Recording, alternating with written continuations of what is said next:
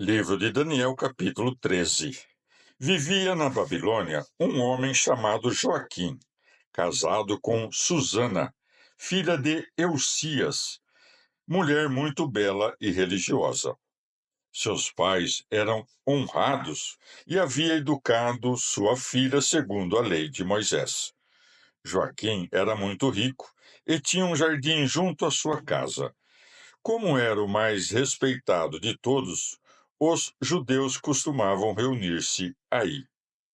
Naquele ano foram nomeados juízes 2 conselheiros do povo, desses que o Senhor denuncia, dizendo: Na Babilônia a maldade brotou dos velhos juízes, que passam por guias do povo. Costumavam ir à casa de Joaquim, e os que tinham pleitos a resolver acorriam a eles. Ao meio-dia, quando a gente ia embora, Susana costumava passear pelo jardim com seu marido.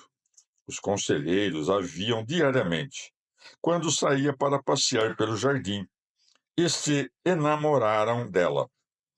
Perverteram seu coração e desviaram os olhos para não olhar a Deus, nem se lembrar de suas justas leis. Os dois estavam loucos de paixão por ela, mas não confessavam mutuamente seu tormento, porque lhes dava vergonha admitir que estavam ansiosas para possuí-la. Dia após dia, espreitavam ansiosamente para vê-la. Um dia disseram: Vamos para casa, que é hora de comer. E ao sair se separaram, mas, dando meia volta, encontraram-se outra vez no mesmo lugar. Perguntando um ao outro o motivo, acabaram por confessar mutuamente sua paixão. Então, de acordo, marcaram uma ocasião para encontrá-la sozinha. Um dia, enquanto eles esperavam o momento oportuno, ela saiu como de costume, acompanhada só de 2 criadas, e deu-lhe vontade de banhar-se no jardim, porque fazia muito calor. Aí não havia ninguém, além dos 2 velhos escondidos à espreita. Susana disse às criadas: Trazei-me o perfume e os cremes e fechai a porta do jardim enquanto me banho. Elas, cumprindo a ordem, fecharam a porta do jardim e saíram por uma porta lateral para trazer o que lhes fora pedido, sem perceber que os velhos estavam escondidos. Apenas saíram as criadas, os 2 conselheiros se levantaram, correram até ela e lhe disseram: As portas do jardim estão fechadas, ninguém nos vê, e nós estamos apaixonados por ti. Consente e deita-se conosco.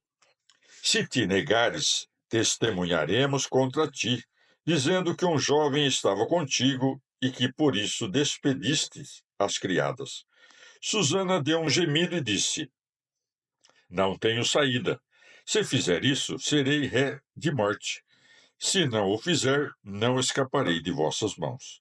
Mas prefiro não fazê-lo e cair em vossas mãos, antes de pecar contra Deus. Susana se pôs a gritar, e os conselheiros, por sua vez, também gritaram. Um deles foi correndo e abriu a porta do jardim. Ao ouvir os gritos no jardim, os servos foram correndo pela porta lateral para ver o que havia acontecido. E quando os velhos contaram sua história, os criados ficaram envergonhados, porque Susana jamais tinha dado o que falar. No dia seguinte, quando o povo foi à casa do marido Joaquim, foram também os 2 velhos com o propósito criminoso de fazê-la morrer. Na presença do povo, ordenaram: Ide buscar Susana, filha de Eucias, mulher de Joaquim. Foram buscá-la e ela foi com seus pais, filhos e parentes. Susana era mulher muito delicada e formosa. Os canalhas mandaram que ela tirasse o véu, a fim de fartar-se olhando sua beleza. Toda a sua família e todos os que a viam choravam. Então os 2 conselheiros se levantaram no meio da assembleia e puseram as mãos sobre a cabeça de Susana. Ela, chorando, levantou a vista ao céu, porque seu coração confiava no Senhor. Os conselheiros declararam: enquanto passeavam sozinhos pelo jardim, esta saiu com duas criadas, fechou a porta do jardim e despediu as criadas. Então se aproximou dela um jovem que estava escondido e se deitou com ela. Nós estávamos num canto do jardim e, ao ver esse delito, corremos até eles. Nós os vimos abraçados, mas não pudemos prender o jovem, porque era muito mais forte do que nós. E, abrindo a porta, saiu correndo. Mas agarramos esta e lhe perguntamos quem era o jovem, mas não quis dizer-nos. Damos testemunho disso. Como eram conselheiros do povo e juízes, a Assembleia acreditou neles e condenou Susana à morte. Ela disse, gritando: Deus eterno, que vês o escondido, que sabes tudo antes que aconteça. Tu sabes que deram falso testemunho contra mim, e agora tenho de morrer, sendo inocente daquilo que sua maldade inventou contra mim. O Senhor a escutou. Enquanto a levavam para executá-la, Deus, com sua santa inspiração, moveu um jovem chamado Daniel, que gritou: não sou responsável por esse homicídio. Todo o povo se voltou para vê-lo e lhe perguntaram: o que acontece? O que estás dizendo? Ele, em pé no meio deles, respondeu-lhes: estáis loucos, israelitas? Sem discutir a causa nem apurar os fatos, condenais uma israelita? Voltai ao tribunal, porque esses deram falso testemunho contra ela.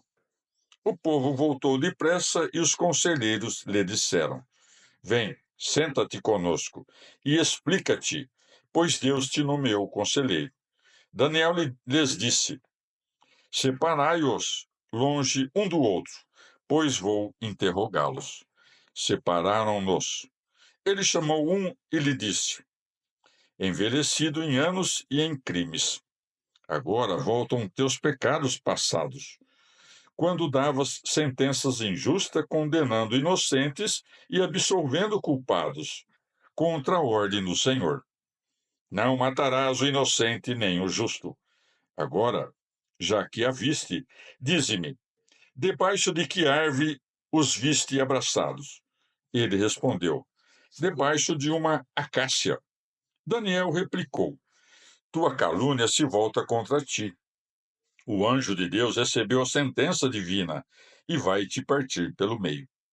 Afastou-o, mandou trazer o outro e lhe disse: és cananeu e não judeu.